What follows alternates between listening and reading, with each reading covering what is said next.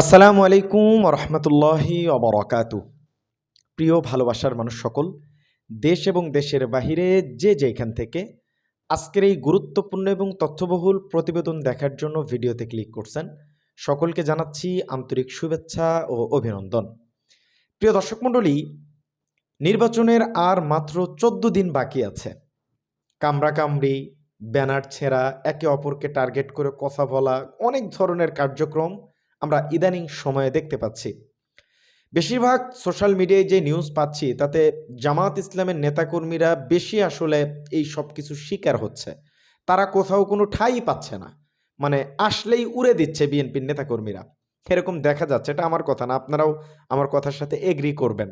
তো জামাত পড়ছে আসলে মহা বিপদে।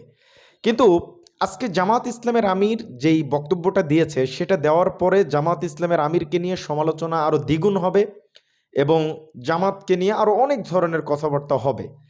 এবং সেই সাথে আপনারা ইদানিং সময়ে দেখতেছেন বিএনপির অনেক নেতাকর্মী আওয়ামী লীগ নিয়ে এত ভালো ভালো কথা বলতেছে যেন আওয়ামী লীগকে তারা ফিরাতে চায়। বিভিন্ন বক্তব্য থেকে আপনারা মানে দেখতে পারতেছেন সোশ্যাল মিডিয়ায়, কোনো কিছু তো লুকানোর জিনিস না। এখন বিষয় যেটা হচ্ছে, আজকে বিএনপিকে নিয়ে শেখ হাসিনা এমন একটা কথা বলছেন, মানে অবাক হয়ে গেছি। এটার পর আর অঙ্ক মিলাতে বেশি সময় লাগবে না, ২ ২ ৪ হয়ে গেছে। তো আমরা এই দুইটা মূল আকর্ষণ আজকের ভিডিওতে, এবং সাথে আমরা আরও ১০-১২টা প্রতিবেদন আজকের আমরা কাভার করার চেষ্টা করব। অনুরোধ করব আসলে যারা দেশ সম্পর্কে সত্য জানতে চান পরিপূর্ণ ভিডিওটি দেখেই আপনার মূল্যবান মতামতটি কমেন্ট বক্সে জানাবেন। তার আগে ভাই এবং বোনেরা, চ্যানেলে যারা নতুন আসছেন প্রতিদিনের অথেন্টিক লেটেস্ট সত্য আপডেটগুলো সবার আগে পেতে আমাদের চ্যানেলটি একটু সাবস্ক্রাইব করবেন, ভিডিওতে একটা লাইক করবেন। আমরা একে একে শুরু করব, একটু আমাকে সময় দিতে হবে। অন্তর্বর্তীকালীন সরকারকে আমরা দোষারোপ করি, ডক্টর ইউনূসকে। তিনি আসলে কি করছেন, কি করলেন না, অনেক ধরনের অভিযোগ তার উপরে আছে। আপনাদেরকে একটা বিষয় আমরা জানিয়ে দেই যে অন্তর্বর্তীকালীন সরকারের ক্ষমতায় আছে ধরেন ৫৩৫-৩৬ দিন এরকম। এই কয়েকদিনের ভিতরে মোটামুটি সারা দেশে ১১০০ বারের অধিক সড়ক অবরোধ করে রাখা হয়েছে। শাহবাগ বন্ধ ছিল মোটামুটি ৩৫০ দিন, এগুলো আন্দোলন করা হয়েছে। তাহলে ডক্টর ইউনূস কাজটা করবে কেমনে? এই নিউজটা দেখার পর আমার সবচেয়ে কষ্ট লাগছে। এখন এই কথাটা বললে হয়তো আমাকে অনেক জামাতের দালাল বলবেন, বলেন, সমস্যা নেই। দেখেন, মেহেরপুর জামাতের আমিরের গাড়ি থেকে অস্ত্রসহ ৩ জনকে আটক করছে, এরকম একটা প্রতিবেদন পুরো বাংলাদেশে ঢালাওভাবে প্রচার করা হয়েছে। পরবর্তীতে দেখা গেল যে যেই অস্ত্র ভেবে তাদেরকে গ্রেফতার করা হয়েছে সেগুলো ছিল হচ্ছে ম্যানেজমেন্টের সরঞ্জাম, মানে বিভিন্ন ধরনের ভিডিও রেয়া, লাঠি, মানে স্ট্যান্ড, এগুলো। পরবর্তীতে তাদের ৩ জনকে মুক্তি দেওয়া হয় এবং সেই সরঞ্জামগুলো অস্ত্র না সেটা প্রমাণ হয়। তাহলে এই যে হেনস্থার শিকার হচ্ছে জামাত ইসলাম, এটা কতটুকু যুক্তিসঙ্গত আমার বুঝে আসে না। এই সাংবাদিকতা বাদ দিতে হবে। আচ্ছা, এবার আসেন, একটা নিউজ সোশ্যাল মিডিয়ায় খুব বেশি ঘুরপাক খাচ্ছে, আপনাদের কাছে আমি জানতে চাই। আমি আসলে এটা বিশ্বাসযোগ্য সূত্র আমার মনে হয় নাই, কিন্তু এটা ইনকিলাবের প্রতিবেদন যে রোজায় দাম বাড়ানোর জন্য মোটামুটি ৬০০টি লাইটার জাহাজ সাগরে ভাসমান রেখে ১০ লাখ টন পণ্য মজুত করেছে দেশটির ৬টি বড় ব্যবসায়ী সিন্ডিকেট। আকিজ, নাবিল, মেঘনা, আরও বসুন্ধরা গ্রুপ, এগুলো আছে।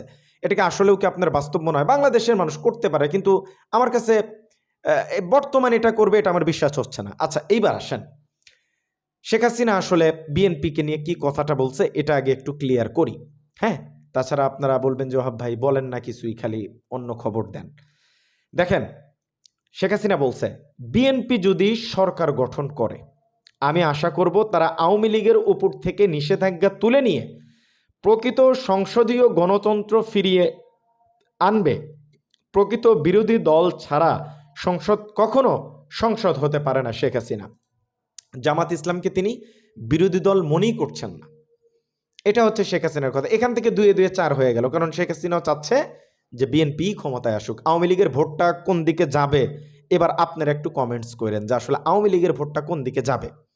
আচ্ছা, মির্জা আব্বাস সাহেব এবং নাসিরউদ্দিন পাটোয়ারি ভাইয়ের মধ্যে একটা ঝামেলা হয়েছে, আপনাদেরকে একটু বলি। বিষয় হচ্ছে নাসিরউদ্দিন পাটোয়ারি ভাই মির্জা আব্বাস সাহেবকে নিয়ে অনেক ধরনের কথা বলছেন, তো তারপর ক্ষিপ্ত হয়ে বিএনপির নেতাকর্মীরা তাকে ভুয়া ভুয়া অনেক ধরনের স্লোগান দিয়েছেন। আমাদের হাসনাত আবদুল্লাহ ভাই এই মানুষ হবে না, তার মুখে কোনো কথা আটকে না। তিনি কি বলছেন, ১.৫ বছর আগেও মির্জা আব্বাস বোরকা পরে কোর্টে যেতেন, মানে এই বেচারা আসলে এর মুখে আসলে কিচ্ছু বাজে না, কি যে একটা অবস্থা। আচ্ছা, আরও ৩-৪টা প্রতিবেদন একটু কাভার করে জামাত ইসলামের আমির কি বলছেন একটু আপনাদেরকে শোনাবো। আসিফ মাহমুদ ভাই বলছেন যে ১১ দলীয় জোট মানে জামাত, এনসিপি, খেলাফত মজলিস সহ ১১ দলীয় জোট ক্ষমতায় গেলে হাদি হত্যাকারীদের গ্রেফতার করব ইনশাআল্লাহ। এইটা ভালো কথা, এটা কিন্তু আসলে কেউ বলতেছে না। বিএনপি এই দিক থেকে একটু পিছিয়ে, তারা যদি এই সমস্ত স্ট্যান্ডগুলো নেয় তাহলে জনগণের মনে তাদের জায়গাটা আরও বড় হবে। মির্জা ফখরুল সাহেব বলছেন যারা দাঁড়িপাল্লায় ভোট চাচ্ছে তারা স্বাধীনতার বিরোধিতা করেছিল। এই বক্তব্য ছাড়া আর কি কোনো বক্তব্য আছে? আচ্ছা, ইশরাক ভাই বলছেন প্রতিপক্ষ ক্ষমতায় গেলে নারীদের স্বাধীনতা হরণ হতে পারে, হবে না?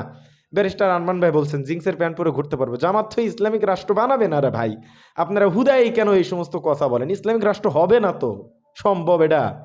আচ্ছা, এবার আসেন আমরা জামাত ইসলামের আমির কি বলছেন এই ব্যাপারটা একটু ক্লিয়ার করি। জামাত ইসলামের আমির তিনি বলছেন অতীতে আমাদের সঙ্গে যা যা হয়েছে আমরা তা দলের পক্ষ থেকে ক্ষমা করে দিলাম। মানে অতীতে জামাতের সাথে আসলে কি কি হয়েছে আর কারা করছে? আওয়ামী লীগ ছাড়া তো জামাতের সাথে, জামাত বিএনপির সাথে জোটে গেছে। আওয়ামী লীগ ছাড়া তো এখানে জামাতের সাথে কেউ খারাপ আচরণ করে নাই। তো তাদেরকে আসলে জামাত ইসলামের আমির ক্ষমা করে দিলে, এর আগেও দ্বিতীয় স্বাধীনতার পরপরই তিনি ক্ষমা ঘোষণা করছিলেন, এবারও তিনি আসলে ক্ষমা ঘোষণা করেছেন। তিনি যেটা বলেছেন যে অতীতে আমাদের সাথে যা যা হয়েছে আমরা তা দলের পক্ষ থেকে ক্ষমা করে দিলাম। আমরা প্রতিশোধের রাজনীতি, চাঁদাবাজি ও দুর্নীতিতে জড়াবো না কথা দিয়েছি, আমরা আমাদের কথা রেখেছি। জামাত ইসলামের আমির ডক্টর শফিকুর রহমান বলেছেন ব্যাংক ডাকাতি কিংবা শেয়ার বাজার লুটপাটের রাজনীতি আমরা করতে চাই না। আমাদের রাজনীতি দেশের মালিক হওয়ার জন্য নয়, দেশের সেবক হওয়ার জন্য। পথসভায় জামাতের আমির বলেন দোষারোপ, তোষামতি, ধোঁকা, মিথ্যাবাজি ও ফেসিবাদী কায়দায় রাজনীতি থেকে দেশকে বের হয়ে আসতে হবে। তিনি আরও বলেন ৫ তারিখের আগ পর্যন্ত সবচেয়ে দুঃখ কষ্ট পাওয়া দল হলো বাংলাদেশ জামাত ইসলামী। ৫ তারিখের পর আমাদের সকল ধর্ম ও শ্রেণীর মানুষের সঙ্গে কথা বলেছি, আশ্বস্ত করেছি, সাহস জুগিয়েছি, এদেশে সবাই সমান অধিকার পাবেন। সমাবেশে জামাত ইসলামের আমির বৈষম্যহীন বাংলাদেশ প্রত্যয় ব্যক্ত করে বলেন আগামীর প্রজন্মের জন্য হিংসা মুক্ত ঐক্য বাংলাদেশ গড়তে আমরা দৃঢ় প্রতিজ্ঞ। জালিমকে কারুর কাছে হাত বাড়াতে দেব না। এর আগে সন্ধ্যা থেকেই অনেক কথা এখানে মানে কোথায় আসে এলাকাবাসী জামাতের আমিনকে আগমন করে। আচ্ছা, তিনি যে আসল যে কথাটা বলছেন, আহা হা হা হা হা, আওয়ামী লীগের নেতাকর্মীকে আমাকে ছাড়া আর কেউ ভালো বুঝবে কে? নূর ভাই এই কথা বলছেন।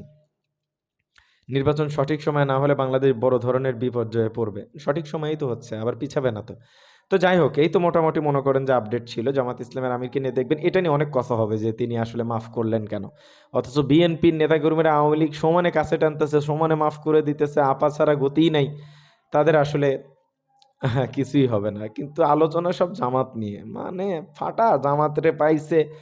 দেখা যাক ১২ তারিখ কি হয় ইনশাআল্লাহ। আজকের ভিডিও পর্যন্তই। আশা করছি আপনারা এখান থেকে গুরুত্বপূর্ণ কিছু আপডেট পেয়েছেন।